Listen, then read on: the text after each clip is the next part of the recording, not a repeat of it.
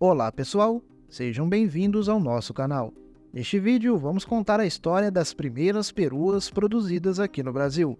Fique até o final para conhecer a sua história, ok? E deixe aqui nos comentários se vocês já tiveram uma experiência com algum desses modelos e qual outro veículo você gostaria de ver aqui no canal. Para quem não sabe, o primeiro veículo a ser fabricado no Brasil em larga escala foi uma perua. Sim, uma perua. A DKW VMAC era montada ainda com peças importadas, mas ainda assim estreava o segmento das peruas no país. A perua da montadora era boa de guiar e apresentava estabilidade inigualável para a época, e vinha com tração dianteira. O motor era um 3 cilindros em linha, de 2 tempos, com apenas 7 partes móveis, que rendia 44 cavalos. O câmbio era de 4 velocidades e ficava na coluna de direção. A Cinca Jangada foi produzida no Brasil na década de 1960, quando a marca francesa Cinca decidiu expandir sua presença internacional. A Cinca do Brasil, subsidiária da Cinca francesa, começou a operar no país e a produzir veículos para atender às necessidades do mercado brasileiro em crescimento. Foi lançada em 1966 como uma perua de tamanho médio, com design elegante e linhas suaves. A Jangada rapidamente conquistou o público brasileiro. O nome Jangada foi escolhido para evocar uma sensação de aventura e liberdade, perfeitamente adequado ao espírito da época. Ela foi equipada com motor confiável e eficiente, oferecendo desempenho sólido nas estradas brasileiras. Seu interior era espaçoso e confortável, proporcionou uma experiência de direção agradável para motoristas e passageiros. Além disso, a Jangada incorporava elementos de design distintos, incluindo faróis elegantes e detalhes cromados que a tornavam um veículo atraente. A Cinca Jangada desfrutou de sucesso considerável no Brasil durante os anos 60 e 70. Ela se tornou um ícone de classe média brasileira, um símbolo de mobilidade e prosperidade. Seu legado é mantido vivo por entusiastas de carros clássicos e colecionadores que continuam a restaurar e preservar esses veículos históricos. Uma perua derivada da Brasília, que por sua vez surgiu do Fusca e é herdeira, de certo modo, dos compradores da VMAGuete. A Variant foi lançada em 1968. A primeira geração durou quase uma década, até ser aposentada pela sucessora Variant 2 em 1977. Porém, o modelo mais novo não conseguiu repetir o sucesso do original e acabou perdendo a liderança da categoria para a Ford Belina. Dessa forma, saiu de cena em 1980. A Volkswagen voltou a ter uma perua em 1982, com a Paraty. Acreditem, a Ford fabricou somente 2 Station Wagons no Brasil, que são a Belina e a Royale. Lembrando que estamos homenageando os produtos nacionais, certo? Lançada em 1970, a Belina foi rapidamente aceita pelo mercado e sempre vendeu bem. Derivada do Corcel, herdava dele o motor 1.3 e a tração dianteira, algo ainda incomum para a época. Já com a cilindrada aumentada para 1.4, chegou a segunda geração em 1977. No ano seguinte chegou o propulsor 1.6. Saiu de linha somente em 1991, já com mecânica Volkswagen 1.8 e associada ao Del Rey, mas sem modificações estruturais. A nostálgica Chevrolet Caravan deixou saudades para muitos brasileiros. Foi a primeira perua nacional da Chevrolet e também a de maior aceitação mercadológica. Chegou ao mercado em 1976, nada menos que 8 anos depois do Opala, do qual é derivada. Os dois modelos conquistaram uma legião de fãs e são, até hoje, disputados por colecionadores de carros antigos. A Fiat foi a primeira marca a desenvolver uma família completa de veículos, como a picape, hatch, sedã, furgoneta e perua. Embora não tenha sido pioneira, papel que coube a perua DKW VMAGuete em 1956, a Fiat Panorama fez sucesso como derivado do Fiat 147, lançado aqui em 1976, e que abriu os caminhos para outros sucessos, inclusive a Palio Wicked, que foi líder de mercado. O ano era 1980 e a Fiat apresentava a primeira reestilização para a linha 147. Entrava em cena o modelo Europa, com dianteira inclinada e estilo parecido com um dos modelos vendidos no velho continente.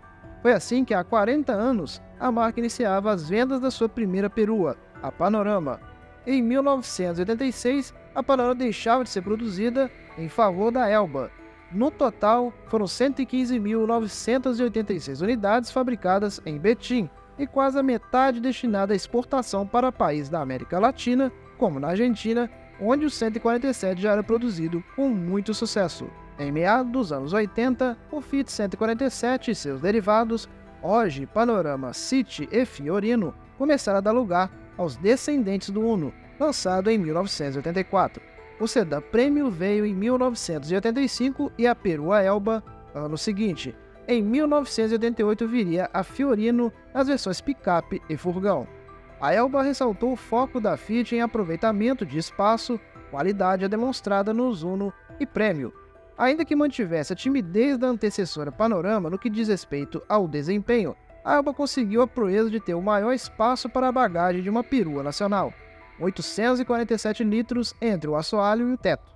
Um feito respeitável, uma vez que era dela também a marca das menores dimensões externas, e bastava rebater o assento traseiro para que nada menos que 1.749 litros de carga pudessem ser transportados. Em 1997, a Elba cedeu o posto à Palio Weekend, que também fez do espaço interno seu trunfo e completou até sua saída de linha 23 anos no mercado. A Paraty fez parte de uma das gamas de veículos de maior sucesso da indústria nacional. A perua derivada do Gol apareceu em 1982 na carroceria de duas portas, e a partir de 1999 a perua ganhava o mesmo visual da linha Gol e as quatro portas que eram tão requisitadas. Sobre a evolução da Paraty até 1996 com mudanças básicas, e logo apresentaram sua segunda geração, maior e mais arredondada. Ganhou a versão 2.0 e em 1998 surgiu a versão GTI 16 válvulas. Outras reestilizações passaram pelo país, chamadas G3 e G4, sendo encerrada em 2012. A Quantum estreou no Brasil em 1985, cerca de um ano depois do Santana, do qual derivava. Saibam que a Quantum foi a única perua nacional da Volkswagen fora do segmento de compactas. Era, digamos, a irmã da Paraty. Ela era equipada com motor 1.8 e logo passou a ter opção de 2.0 em 1988.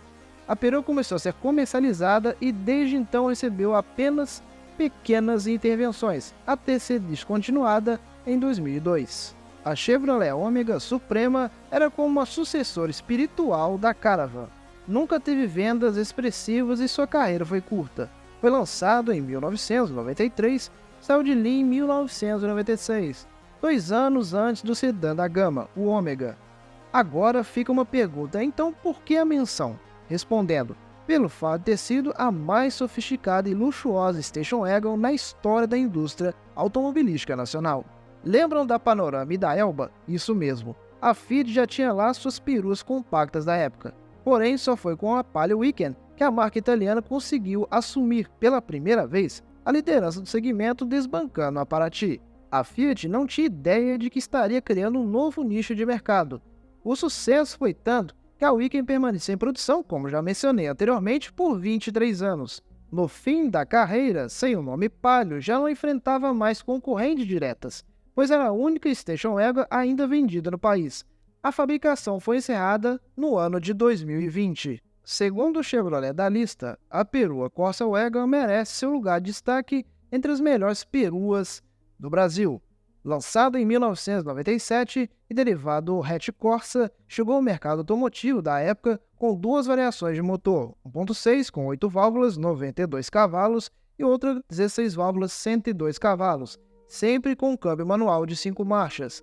2 anos mais tarde recebeu também a opção do motor 1000, também com cabeçote de 16 válvulas e apenas 68 cavalos. Oferecida em 3 versões de acabamento, GL, GLS e Super, tinha como principais trunfos o design bem resolvido, pegada esportiva e um enorme porta-malas de 401 litros.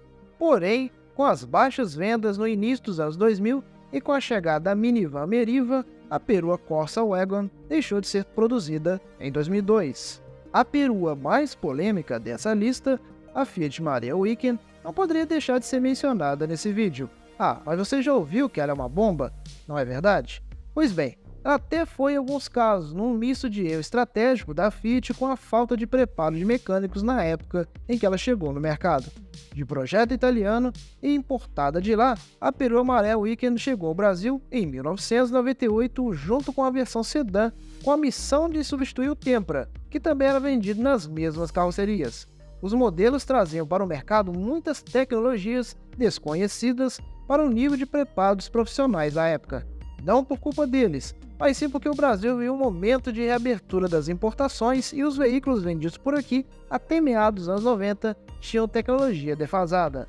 Assim, muitos usavam óleo de especificação errada no veículo e até faziam gambiarras para trocar a correia dentada do modelo, que era um processo extremamente trabalhoso se comparado ao dos veículos comuns.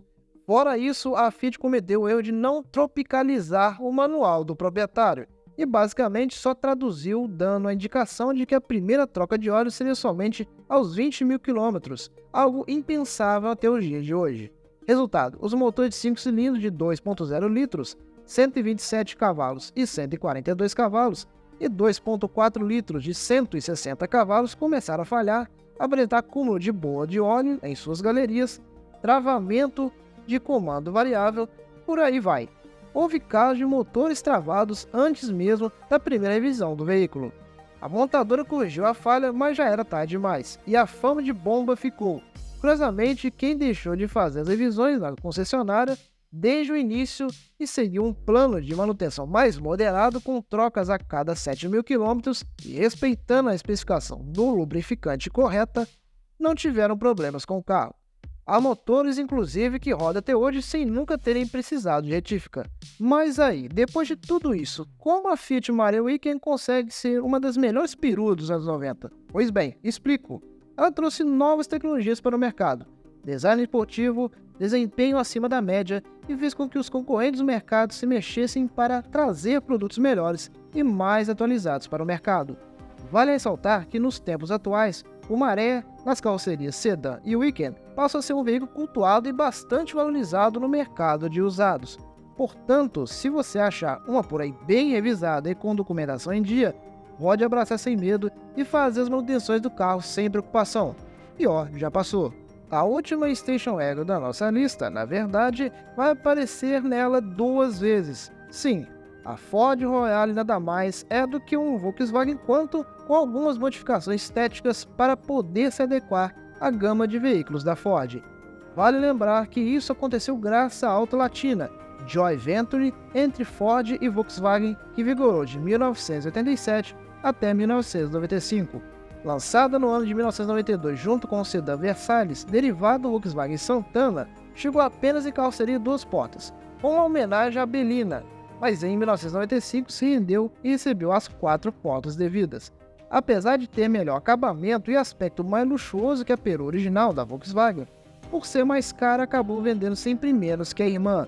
Vendido com 2 opções de motorização AP, 1.8 e 2.0, primeiramente com carburador e depois com injeção eletrônica em 1993, a etanol ou gasolina, ela desfilou requinte e charme no mercado até a chegada de sua sucessora, a Ford Mondeo Wagon, em 1996. Bom, pessoal, é isso. Se faltou algum outro modelo, deixe aqui nos comentários para que possamos fazer uma parte 2, ok?